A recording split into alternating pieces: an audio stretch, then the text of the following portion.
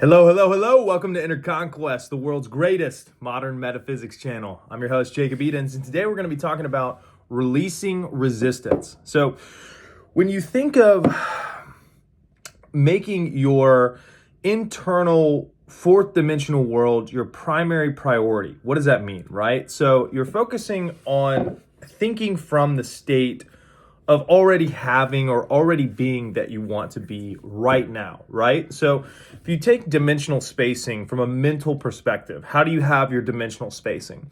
Well, you have your fifth dimension, which could be referred to as the I amness or your awareness, right? So you think of it like this, right? You're in a movie theater, you have somebody who's aware of what they're watching, right? Like if you do a meditation, you clear all your thoughts, you just are aware that you are, right? So that's your base type of function and or identity, right?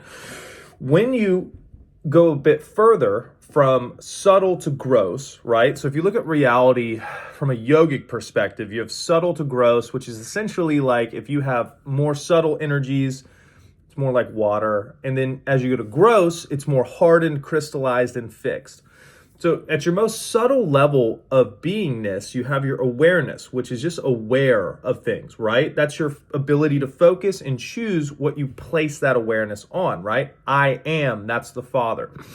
Then you have your fourth dimensional space, which is your mind, right? So if I want to play in the two dimensional spaces of fifth dimension and fourth dimension, I can be aware of an imaginative act in my mind. I'm aware that I'm looking at a red bicycle. I'm aware that I'm looking at a pile of cash, right?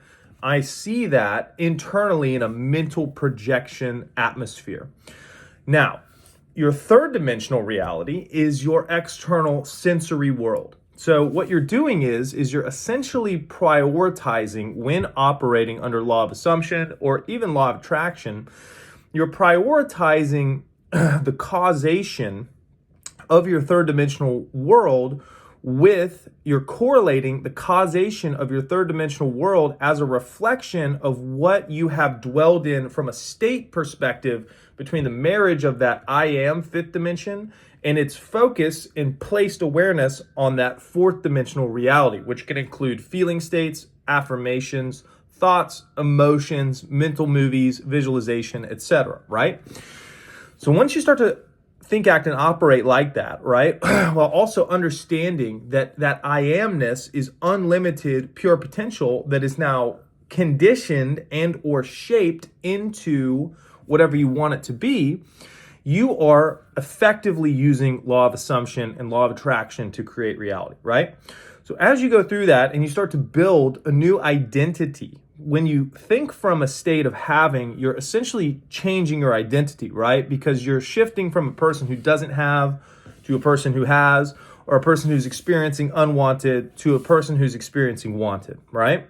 So you're changing the identity that you essentially have. So once you start to do that enough, what happens is, right, where everybody gets screwed up is you don't persist in that long enough and you allow the third dimension to basically tell you who you are, right?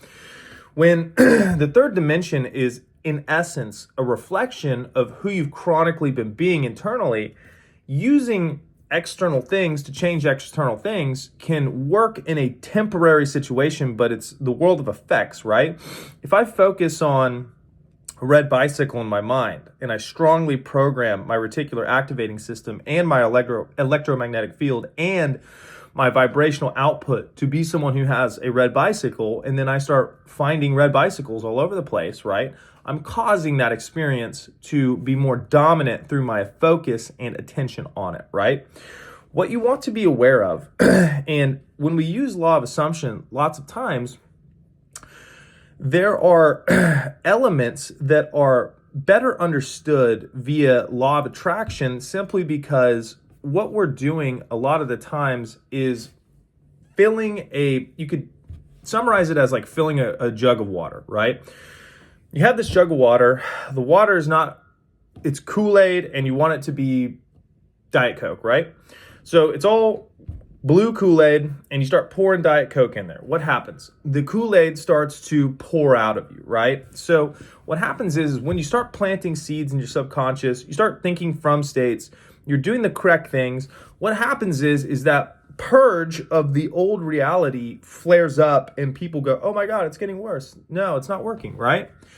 That is a important process to understand, because when you are dealing with that purging process of the old, you could call it old self, old identity, which will include thought forms that you've had in your mind for a long time. It will include chronic emotional states that are stored within your body, and it will have a lot of fear, because the reason that you wanted to create a new reality in the first place is because this old reality sucks, so all of that stuff will be purged out of you, right? What you want to understand is that resistance is when you go head to head with something, right? So resistance in of itself is not bad, right? Resistance training, you get bigger, better muscles, right? Resistance is important. If I want to jump, I need resistance to push off of something, right? So resistance isn't bad in of itself. What is bad is not understanding how to let go and properly release resistance. When you have resistance all over you, like a duck that has fallen into an oil spill, running and flying is damn near impossible. So a lot of times our end goals are to run and or fly, or, be financially free, or do all these different things, right? But the issue is that we have these states that are kind of clung to us and bog us down. Without understanding metaphysics and how to properly program your mind and then dwell in that identity of the I amness, and then allow that old self to basically fall off of you, what you can run into are obstacles in which you try to overcome that old identity through force, or you end up getting triggered and re-engaging with it and emotionally charging it because it hits that pain point, right? So I want to have a conversation about releasing resistance, because one thing that you may run into is if you're dwelling in the identity of somebody who is, say, a great arts and crafts person, right? You've never done arts and crafts, and now you're saying you're the greatest arts and crafts person. You go out, you start doing arts and crafts, and your arts and crafts are dog shit because you just started affirming that you are the ultimate arts and crafts person, right? What you want to do is understand that your focus and your awareness is most leveraged at that fourth and fifth dimensional space, meaning that is the causation of reality, meaning that when you claim I am this thing and you feel into it, that is the progenitive aspect that will actually manifest in your external world the version of yourself that you're desiring, right? As you begin to do that, as you begin to put the Diet Coke in the Kool-Aid's going to spill out. That shitty arts and crafts that you just created while claiming you're the greatest arts and crafts person is the Kool-Aid being pushed out. The proper way to navigate that is to see it as the perfect unfolding, while also understanding what it means to release resistance. When you get engaged with that, you go, fuck, this isn't working. That's the resistance, right? When you discipline the aspect of your mind to properly let go, it requires mental discipline and also an attribute that is not mentioned very often, which is strength. Being able to let go requires strength, because that thing that you have identified as previously, if you want to look at it from a positive perspective, the contrast that caused you to want to be that exceptional version of yourself is still in you and dwelling in you. That's why that reality reflects that way, because you are inhabiting the state still of that unwanted version. So as that tries to nip at your heels, and as that tries to garner more of your awareness, because all states are dependent on your awareness for expression, it will eventually begin to subside and go through what is called a purge, meaning that it will literally feel sometimes like you're dying, like your old self is just not there, that it's not supported, it's an old structure, and it will literally start to fall off of you or be pushed out of you like that Kool-Aid, right? When this happens, your best bet is to fucking chill and release it. You do not want to go into combat with your old self because you will perpetuate it. An old state, if dwelled in, will express. When you run into that old state, mark it mentally as the perfect unfolding and also understand on a very simplistic level what it means to let go. If I have this pen and I'm clenching down on it, right, because I'm angry things aren't going the way they want to, I can try to rip it out of my hand like this. I can nip at it, but it's not going to do what I want it to do. The path of least resistance, much in the same way that when they trap those monkeys in the cages, right, they go and they grab the food, and because they have the food, they can't pull their hand out.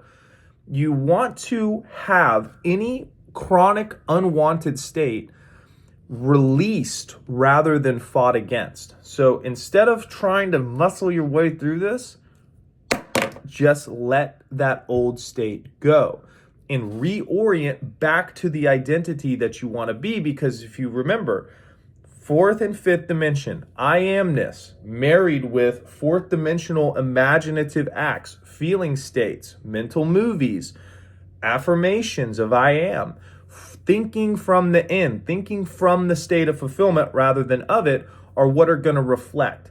What you have to understand is that in this realm, there's a time delay between that creative act and its reflection, manifestation in the external world. So within that interim, what you are on guard against is identifying as the old self. You want to identify as the new self. Old self comes up, tries to fuck with you. Release it. Let it go. It's dead. It's trying to get your attention. And when something's trying to get your attention, it tries to hit all of your weak points, right? But if you're strong internally, you're solidified in who you desire to be as if you are that now, and you just release it from your field. And what can happen is you can sit there some days and literally feel like you're going to die because that old self has a mind of its own in many ways. And once you release it, it is gone permanently. So just relax, let it go, continually reorient as the consistency of your application of the law will override and eventually fill the entire glass with Diet Coke, if that makes sense. So I hope you guys enjoyed the video. If you guys want coaching, click the link tree for more. Additionally, leave different video topics that you would like made in the comments. And I hope you guys have a wonderful day. Go Conquer. I'll see you in the next one.